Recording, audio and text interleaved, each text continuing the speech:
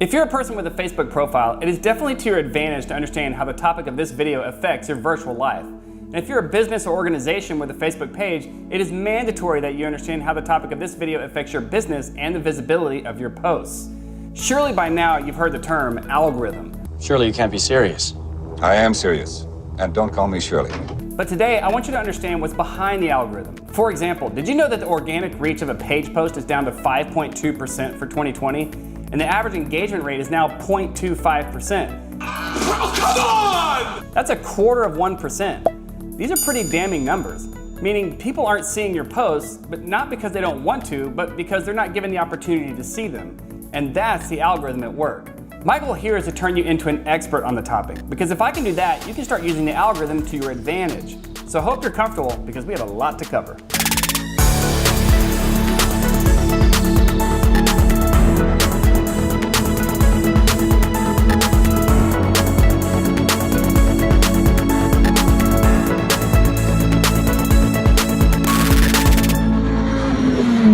Let's start with this. The definition of algorithm is a process or set of rules to be followed in calculations or other problem-solving operations.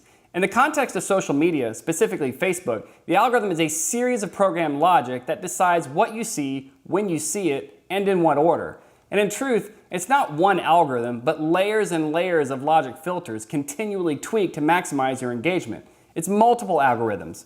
Facebook is software as a service, and all software contains algorithms. Their algorithm contains the answer to the question, what exactly made a certain post or ad show up in your feed? Why did you see one friend's post and not another's? The reality is, your entire Facebook experience is highly dependent upon the algorithm, what you see, when, and in what order. See, software only knows what humans program it to know. Now, you might be saying, hold on, what about artificial intelligence? Well, software can only learn what humans program it to learn. But if you feel like our friend Algo is some sort of power-hungry big brother hiding behind the scenes, pulling the strings of social media, all I can say is, you're right. But know that humans control the algorithm, and there is a method to the madness. To understand the algorithm from a high level, you have to understand its goals, which are the business goals of Facebook. At the highest level, they simply want your attention. They want you to keep scrolling. They want your time. They want to show you as many ads as possible, and they want to sell your eyeballs to the highest bidder. They are a platform, and you are the product. The more ads they show you, the more money they make. The more organic content they show you, the less money they make. So they have to walk on a balance beam of sorts. Show you just enough organic content to keep you interested in scrolling, but leave plenty of room for ads to show up so they can monetize your attention. I should mention that the average American spends 58 minutes per day on Facebook, which is really pretty sad if you ask me. That number is closer to 38 minutes for the worldwide audience. And last year, Facebook declared $86 billion in revenue. So a realistic goal for Facebook would simply be to increase that 38-minute global number by 10% to 42 minutes so they can make another $9 billion per year. And just so we don't lose touch on what $1 billion is, it's a lot more than $900 million. Now, the Facebook algorithm goes back to 2009, so recognize they've had over a decade of experience to work on making it more intelligent. You give a giant skilled team of programmers 12 years, and that's basically enough time to control the behavior of most of the developed world. And for better or worse, the algorithm is not static. While it is logic released to the platform to make programmatical decisions, it can still be tinkered with day in and day out. If the average organic reach of a post is 5.2% and Facebook has a bad month, they can just decrease it to 5.1% and show everyone slightly more ads than usual. They can turn any number of dials day in and day out to manipulate what you're exposed to, or even worse, manipulate your behavior. Just as an example, the average Facebook session is 4.82 minutes. So they know if they show you a new notification right around 4.81 minutes, they might be able to buy another 30 seconds from you. This is why you can check your notifications and scroll through your feed, and then magically just a short time later, a new notification pops up and alerts you. And it's something that isn't even time sensitive at all. The new notification probably isn't even something that happened in the last 5 minutes. It's just them deciding to tell you about it or alert you to keep your app open and you scrolling. They also know if you haven't checked your feed in a few hours or so, and if that's outside your normal behavior, they can produce an alert and push it to your phone and try to win your eyeballs back. This is why I highly recommend turning off all push notifications on social apps, especially for our youth.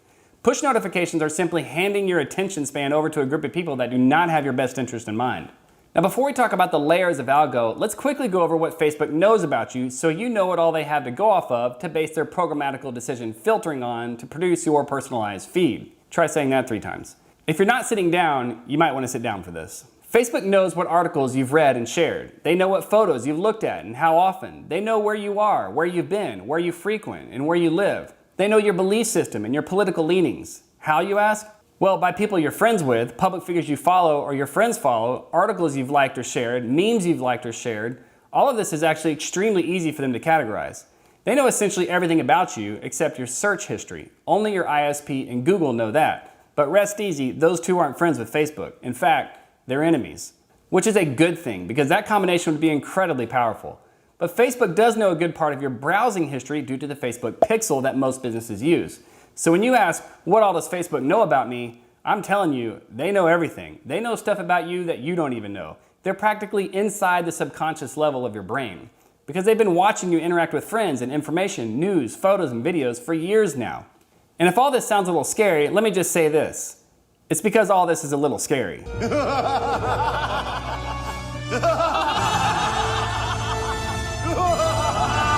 So now that we understand what all Facebook knows about you, which is basically everything down to the smallest detail, let's talk about the layers to the algorithm and how it decides to create your feed. First, we'll start with inventory. Not that kind of inventory. Inventory is every single item that is eligible for your feed. If you have a couple hundred friends, follow a few pages, or in a few groups, this will easily be a list of hundreds of items long.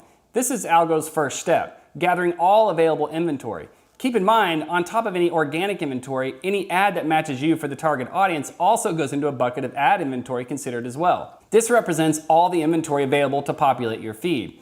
Facebook knows that it has an average of 4.82 minutes when you open the app. So it has to show you the most interesting stuff to keep you scrolling, viewing, and clicking ads. Because 4.82 minutes is probably only going to give them enough time for you to consume a tenth of that amount. So imagine your screen can show maybe 3 items before scrolling. So Facebook needs to figure out the first 10 things to show you so it's ready for the top 3 in the initial scroll. So we have 500 items and they have to decide on the first 10, which in this scenario is 2% of your available inventory for this moment in time. What to show? What will make you scroll and not close the app? What will make you stay inside their ecosystem and not click away? These are some of the questions that Facebook has to ask. After determining all available inventory for you in this moment of time, Algo is now ready for step 2, and that is to run a scoring pass over the inventory based on ranking signals, type of post, recency, etc. Facebook claims they have thousands of ranking signals, everything from your current internet connection speed to whether you prefer to engage by liking or commenting.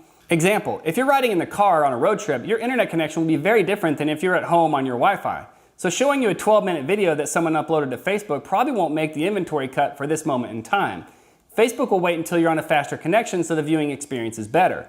They can't control your connection speed, so they would run a risk in this scenario showing you something that requires maximum bandwidth. The video could show up glitchy and they run the risk of you closing your app. Not good for them. So these thousands of ranking signals like this are broken down into 2 categories, passive and active. Passive signals are non-active metric items like view time, type of post, time posted, connection speed, and how long it's been since you last checked Facebook. Active signals are items that promote engagement, such as likes, reactions, shares, and comments. Type of posts include categories like textual status updates, a photo or a video, a link, a question, or an event. Recency is obviously the time of the original post, but consider this. Something could be posted a week ago that is just now starting to pick up steam with multiple comments and shares today, so though the post isn't recent, the broad interest could be recent, which would then add score to that item. Once this automated scoring pass is finished, inventory now considered for the feed moves on to step 3. Step 3 is a scoring pass based on prediction of engagement. Facebook knows your typical behavior, whether you're more likely to like or engage with a picture of your aunt's cat over a picture or video of some car doing donuts in a parking lot. They know you are more active in one group versus another. They know you like content on certain topics and not on others. They know who you Facebook stalk and who you never interact with. They know who you are active in Messenger with. They know who is at the same concert or restaurant you're at. Posts from these accounts are ranked a little higher. Posts that are garnering reactions, likes, loves, and so on are ranked higher. Hearts are worth more than likes, and comments are worth more than reactions. Prior engagement leads Facebook to think that those posts might win your engagement. So based on Algo's prediction of your engagement, they will score certain items in inventory higher than others. At this point, you can see that after starting with hundreds of items in inventory, the number of items considered for your feed is getting smaller and smaller. But unfortunately, Algo isn't even done yet. It's time for step 4. Step 4 is an additional scoring pass that is looking at the type of post. Its goal is to modify the ranking of posts established in step 3. For example, Let's say at the end of step 3, the top 30 ranked items for your feed are 5 videos, 2 photo albums, 15 photo posts, 5 textual posts, and 3 posts from a group.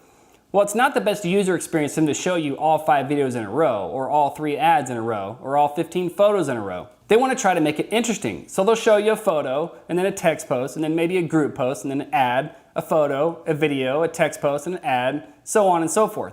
They mix up the content type in your feed so there's enough content diversity to maintain your interest. Now, I want to pause right here and come back to this step in a minute because there are some tactics here that you can use to your advantage. What I've discussed so far are the main algorithm passes, but we know there is much more to the equation, much of which isn't disclosed by Facebook and hasn't been leaked yet. But there are some additional items I want you to consider. Consider that you're allowed to have up to 30 favorites. You can choose up to 30 friends or pages to be deemed your favorites, and essentially you're giving those accounts permission to bypass the majority of the algorithm, making it far more likely for those accounts to make the cut into your feed. I highly suggest you do this. I also would recommend limiting, or at least being thoughtfully selective about which pages you choose to follow and groups you choose to be in. Every business you know wants you to follow them, but let's be real, that's ridiculous. Every show or channel you watch on TV wants you to follow them as well. This is what Facebook calls your interests. You liking this movie or this TV station, these businesses, this Netflix special, these public figures, this news source. The more they know about you, the more they can target ads towards you. The less they know about you, the harder it is to match your eyeballs to the zillions of ads that businesses are paying for. Now, back to Algo's step 3 and 4, ranking content based on prediction of engagement and content type. If you're a business trying to increase your post visibility, you need to do the best you can by providing interesting content that will create engagement. Sometimes a one-sentence textual post gets more visibility than a photo because it's simply unique, and it helps Facebook provide content diversity. And know this, in fact, if you've ever spent time managing Facebook ads, you already know this, but Facebook knows how much text is in a photo post, and they do not like text in photos. It screams a promotional content type, so its visibility will be extremely limited. Business or personal, imagine how Facebook views a link to an external article, or a link to any external website, especially YouTube. They hate it. You can expect visibility on those posts to be far less than 5%. It's an invitation to leave Facebook and spend your allotted screen time on someplace other than Facebook. They have no incentive to show you that helpful article or YouTube video to your network. It's less than no incentive. It actually costs them money because it sends people away from their ecosystem. See, Facebook is tasked with providing a unique, compelling experience to 2.8 billion accounts. You don't like everything that I like, so Facebook has to learn your habits, your behavior, your interest, and use that to maximize and monetize your attention. And they have one goal: make money. Make as much money as possible off your time and your attention. I lived in a similar world not too long ago, although the end goal wasn't nearly that crude. I spent years programming algorithms into my software, primarily to curb hacker activity, eliminate fraudulent financial transactions, and to increase user engagement. In fact, years ago, I developed a prototype of a social network, which I'll just call Twitter for now, as it was somewhat of a combination of Twitter and Facebook, trying to see if I could come up with a Facebook alternative that was better for long-term mental health. One of the differences was that the number of likes and the number of friends would not be disclosed, and the few ads there were would be pushed to the margins. Basically take all the elements that develop psychological issues and negative experiences and get rid of them, and get back to the simplicity of just friends sharing with friends. I do believe whomever executes on that idea best will be a billionaire, if that's something you're into. Now, there are good sides to the algorithm. Not many, but some. For instance, without it, you would see way too much promotional content, or too much from people you barely know, or that post too much. So for people like that, Facebook will wait until that over-posting loose acquaintance of yours posts something that garners some engagement, and then they'll decide to show it to you, because your past habits have shown Facebook that you do not pause to engage with their content all that often. So to Facebook's defense, which you will rarely hear me speak of, we do need an intelligent algorithm, but we have to accept that their goals are not our goals, and their goals write the code, not ours. So how do we use the algorithm to our advantage? Well, at least now you know how the algorithm works. You know what it's looking for. You know how it's trying to rank and arrange posts. You know that posts that are winning engagement will be ranked higher and seen by more people.